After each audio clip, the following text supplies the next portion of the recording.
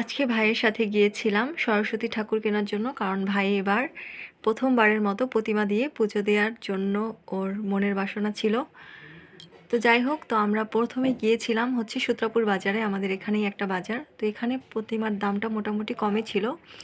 তারপর গিয়েছিলাম শাঁখারি বাজারে, কারণ ও একটু বড় সাইজের প্রতিমা চেয়েছিল। তো এখানে এসে দেখলাম যে এই যে তোমরা যে প্রতিমাগুলো দেখছো, ছোট বড় বিভিন্ন সাইজের, তবে ছোটোগুলোই বেশি।